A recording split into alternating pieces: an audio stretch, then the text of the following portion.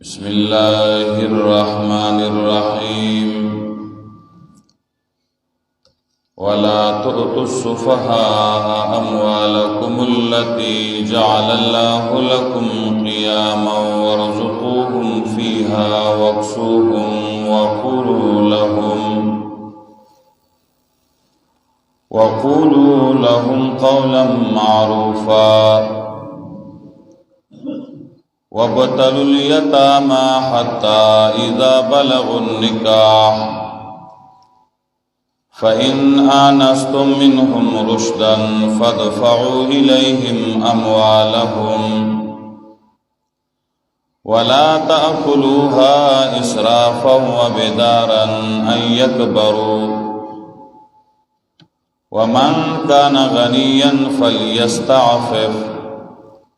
ومن كان فقيرا فليأكل بالمعروف فإذا دفعتم إليهم أموالهم فأشهدوا عليهم وكفى بالله حسيبا.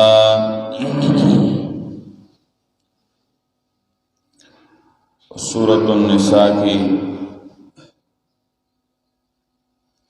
د اصلاح د معاشرې لپاره اصول او قوانین او اصول او قوانین چې هغه بین الراعي والرعیت. سورۃ 3 سے اولنۍ حصہ شروع پای کې اول باب او پای کې 14 احکامات د پاره د اصلاح د رعیت. یو حکم انصاف وکړي د یتیمانو سره، دویم حکم انصاف وکړي په نکاح د یتیمانو جنکو کې، دریم حکم زنانو ته د هغوی مهرونه په خوشحالۍ باندې ورکړي حواله کړي. اوس دې ځای نه څلورم حکم دی المحافظة لأموال اليتامى، د یتیمانو د مالونو حفاظت کول. سړی مړ شو او د هغه واړه واړه بچي پاتې شو، وارثانو له پکار دي چې د هغه مال حفاظت وکړي او هغه وړو ماشومانو ته دغه شانه حواله نه کړي. د هغې وجه دا ده چې ماشوم له دې پیسې ورکړي نو هغه یې ضایع کړي. دا یو رشته دار دی، وارث دی، هغه ماشومان خو نه پوهېږي، نو دی به د هغې هغه پیسې راخلي او چې کم شی هغې له ضروري دی هغه به وله پرې راوړي. خوراک دی، اسکاک دی، دوایی ده، نور ضروري اشیاء دي، نو هغه به په دې کوي او باقی مال به محفوظ ساتلی چې کله لوی شي نو ورته به حواله کړي او هغې ته به وایي چې بچیه ستا پیسې ما سره دي چې ته کله لوی شي نو در کوم بېدله. که لویم شو خو چې پوهېږي نه، ساده دی، بېوقوفه دی، نو پیسې مه ورکوه. چې ته پوه شي چې اوس دی مال ساتلی شي نو بیا یې ورته حواله کړه. او قانون دا ذکر کوي چې د یتیم د مال نه ځان وساتئ، د یتیم مال مه خورئ. او که یو سړی خوري نو هغې دپاره طریقه بیا ښیي چې هغه د یتیم مال راواخلي او په یې کې تجارت شروع کړي، نو ګټه به یتیم ته هم ځي او ده ته هم راځي. د یتیم مال به ختمیږي نه، سوا کېږي به هغې سره. دا د هغې سړي دپاره حکم دی چې هغه بیخي بېوسه دی او د یتیم وارث رشته دار دی یا متولی دی، نو هغه دپاره دا طریقه جایز وه. اگر چې بهتر دا ده چې د یتیم مال په لاس کې ماخله، او د یتیم د مال خوالم د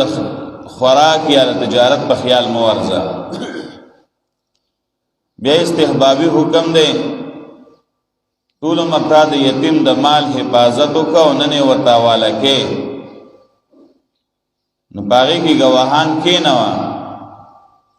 چې بیا سبا دې نه منکرېږي چې تا مال کله را کړی دي چې هغه د دینه خبر شي. نننی سبق کې دا مسائل دي ما مخکې ویلو چې دا صورت دی چې دې کې د ضعفا او د کمزورو خلکو حقونه الله بیان کړی دي. یتیمانان الکان او یتیمانان جنکۍ زنانا بیوقوفه خلق د دې معاشره کې ډیر خیال وساتئ. دا بیوسه خلق دي د دې سره ظلم زیاته ونه کوي. الله وی ولا تؤتوا السفهاء اموالكم التي جعل الله لكم قياما مور کوي بیوقوفتا اموالکم التي مالنستا سوحغا جعل الله لكم قياما چگر زولی دی اللہ تعالی تاسو د پار قیاما یومانا سبب د جوان په دې مالونو باندې الله پاک انسان چې دنو اغا ژوندې ساتلې دي او بدن ته قوت او برابرواله په دې حاصلي. یا جعل الله لكم قیاما چې ګرځولې دی الله تعالی ستاسو د پاره قیامن اختیار پاغه باندې ولاړ پاغه ته ولا مشر جوړ کړي نو چې کم به وقوف دین واغیله داغي مال ماغیل ستاسو هغه مالونه مور کوي. علماء لیکلي دي چې دلته دا حکم دا عام دی قرآن صفحا ذکر کړي. کاغه یتیم نه نو هغه خپل ټول مال ما والا کوا کاغه ستا خپل بچي هم دی او وړو کې دی او مال حفاظت نشي کوله نو هغه ته ټول مالونه مور کوي. وړو کې د مال چوکیدار کو د مال اختیارمن کو نو ټول بدل ور خراب کی. او دا څومره حالات راغلي چې بیا وی وړو کې پیسې راوړې او تا د وړو کې نه پیسې غستې دي او هغه مانی دي غستې او لانجه جوړي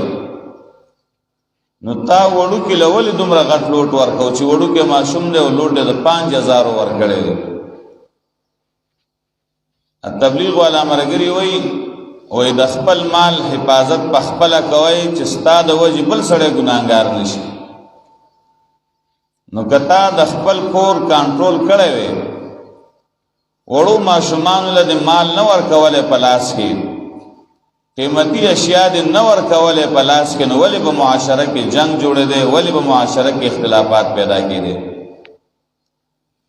نو تب هم لګي احتیاط کې ماشوم له بار شي پلاس کې نه ورکې مال ولا مور کوا نو وړو له به وقوف له موبایل پلاس کې مور کوا د مال په حفاظت نه پويږي ضایع کوي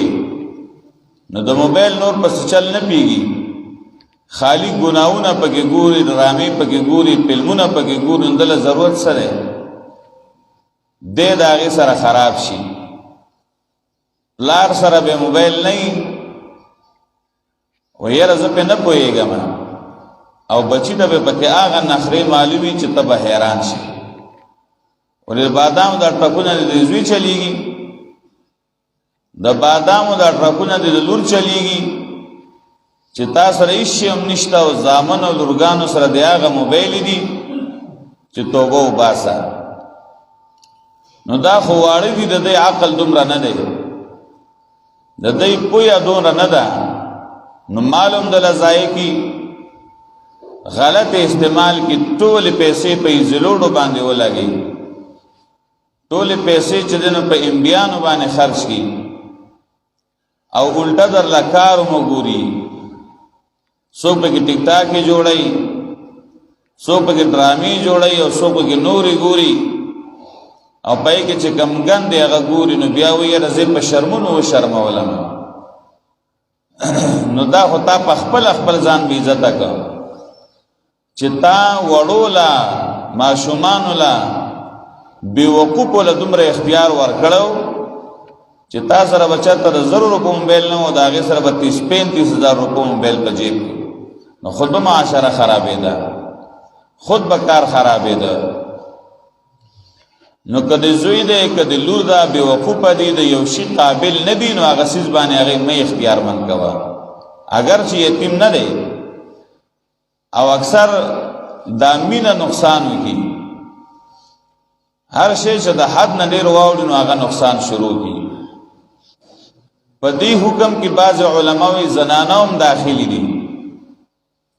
پیسې دې راوړې بل قیمتي شی دې راوړه نو زنانه ته ورکوي، دا سنبال که دا نه چې هغه پکې خپل اختیارات شروع کړي نو د هغې د نقصان جوړ شي. الله وی ولا تؤتوا السفهاء مه ورکوئ بېوقوفو ته اموالکم اللاتی جعل الله لکم قیاما، مالون استاسو اغا، اموالکم اللاتی مالون استاسو اغا، جعل الله لکم قیاما چې ګرځولی دی الله تعالی تاسو دپاره قیاما سبب د ژوند،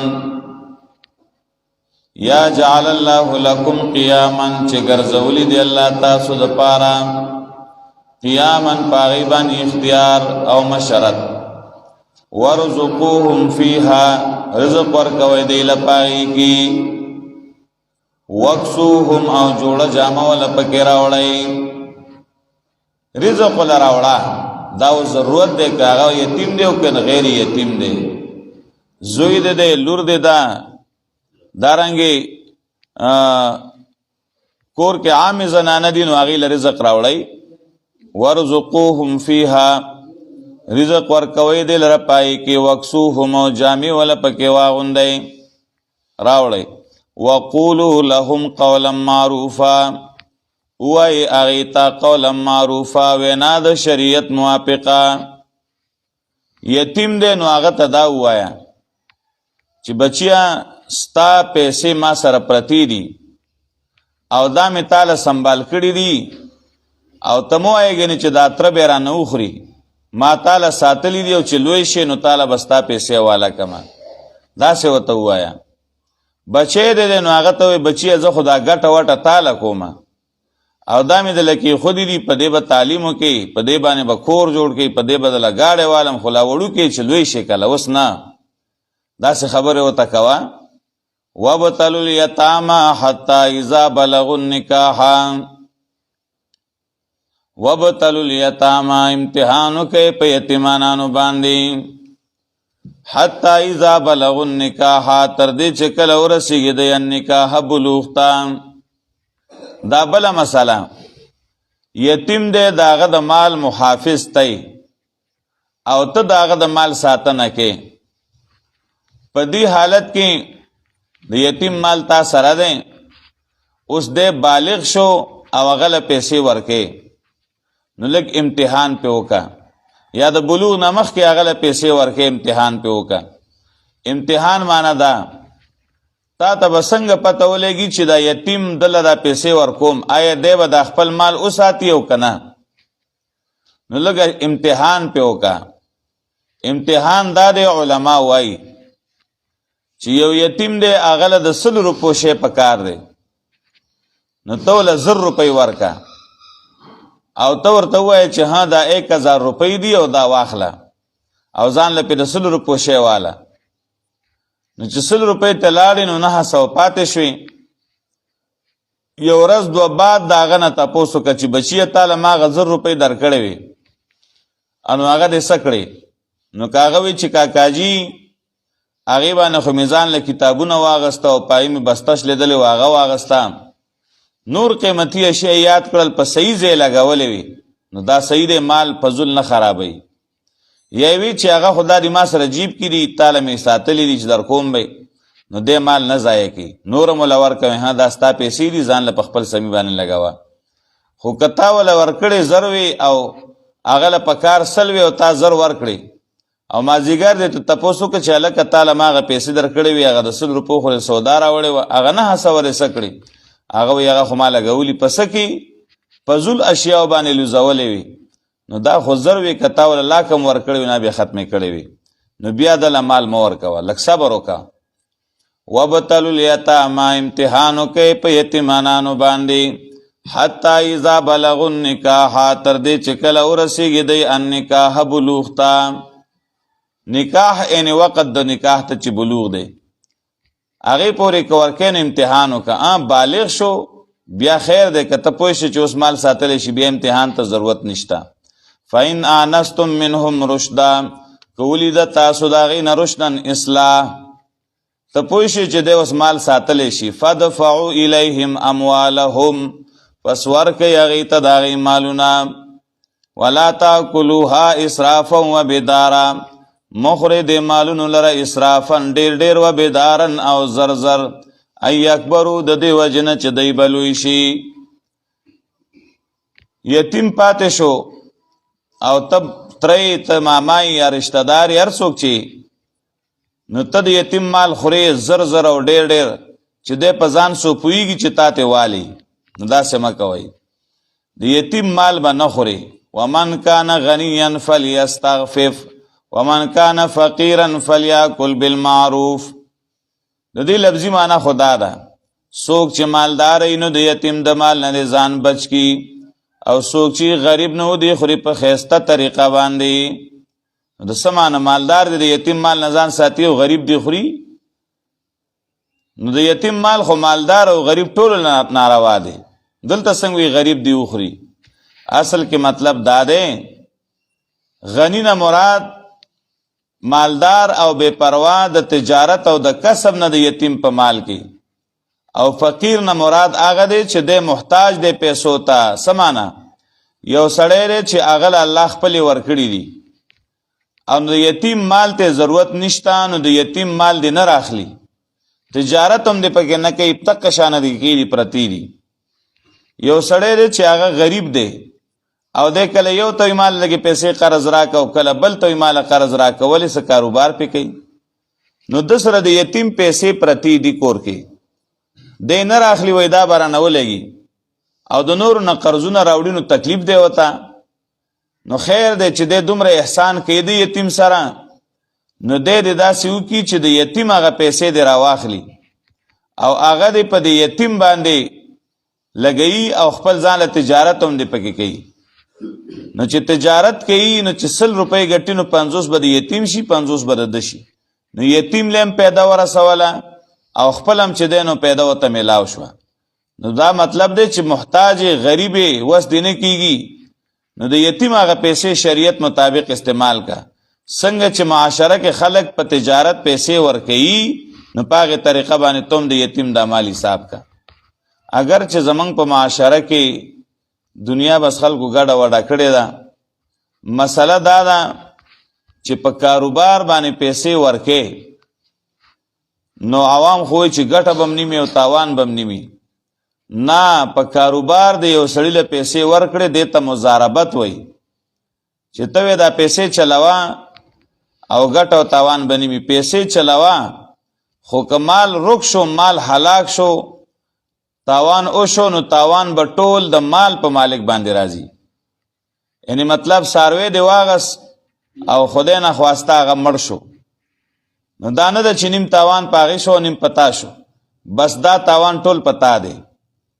ګاډی دی واغس او هغه اکسیډنټ شو، خراب شو، یا چې دی نو تاوان وکړه پاغې سر کې، تاوان ټول پتا دی. چې مال هلاکیږي نو په دې صورت کې تاوان پر رب المال دی. یو دسی چې یو شی ای کې دغه شان تاوان وشي،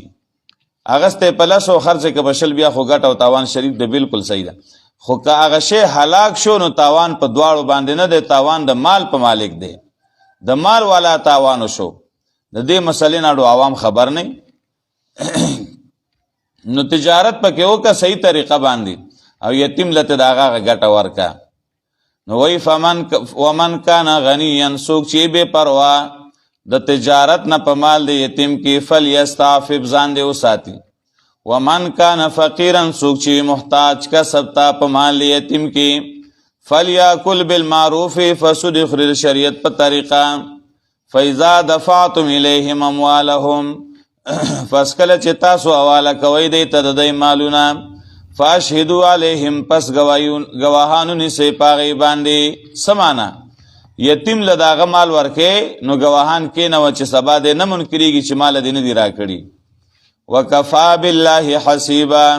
کافی دې الله تعالی حسیبا حساب کوونکې کله یتیم مال له خوړلې نو یتیم بر سره حساب کولې شي یا نه هغه ته یا پته یا بنئ تاسو سره حساب کتاب الله پاک کوي الله بدرته وی چې په دې ټیم دی دا والدی او په دې ټیم دی نه دی نو الله ته خدار سپته ده دا مو چې یتیم پس پويږي کې یتیم نه پیږي د یتیم الله پويږي هغه ستاسو د حال نه خبر دی او صرف یتیم نه هر چا نه چې د حق وهاله دی دا غي حساب کتاب در سره الله پاک په قیامت کې کوي وکفا بالله حسیبا کافی دی الله پاک حساب کوونکې دانه چې ته یو سړی ته وستا تپوس به زمانه سوک کوي داغه تپوس بستانه داغه الله کوي کنه وکفا بالله حسیبا کافی دی الله حساب کوونکې الله وی د حساب ورځ را روانه ده د قیامت په ورځو کې یو نوم دی داغي په نومونو کې یو نوم دی یوم الحساب دا د حساب کتاب غرض ده هر چا سره به داغي حساب کیږي نو هغه حساب تم سوچ کوه غوري اول ته وګورئ ولا تو السفهاء مور کوي به وقفتا اموالکم التي مالنا استاسواغا جعل الله لكم قیاما چې ګرځولي دی الله تاسو لپاره سبب د ژوند ورزقوهم فيها رزق ورکې دی لپای کې وکسوهم جامع ولا پکې والي وقولوا لهم قولا معروفا وای دی ته وینا د شریعت موافقه وابتلوا اليتامى امتحانو کې یتیمانو باندې حتی اذا بلغوا النکاح تر دې چې کله ورسیږي دی وخت د نکاح ته چې بلوغ دی فإن آنستم کولی د تاسو منهم د دین رشدن اصلاح فدفعوا الیهم اموالهم وسوالک یغی تداغی مالنا ولا تاکلوها اسرافا وبدارا ان یکبروا مخرد لره ډېر ډېر او زر زر د دې یارینه چې دی بلوي شي ومن کان سوک چی غنیان بے پروا د کسب نه په مال یتیم کې فلیستعفف فزان دی وساتی ومن کان فقیرا سوک چی محتاج فلیاکل بالمعروف فسر خرد شریعت په طریقه فاذا دفعتم الیهم اموالهم پس کله چواله کوي تاسو دای ته د مالونه فاشهدوا علیهم پس گواهانو نسی پاغي وکفا بالله حسیبا کافی دی الله تعالی حسیبا حساب کوونکې آخر دعوانا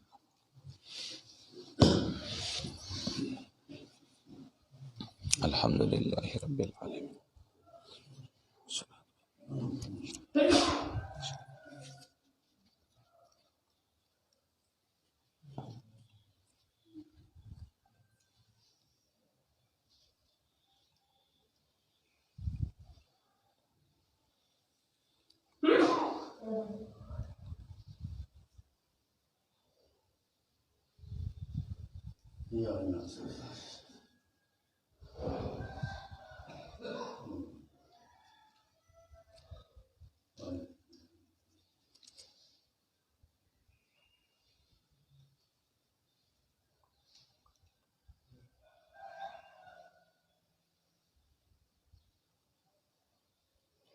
وصلی اللہ تعالی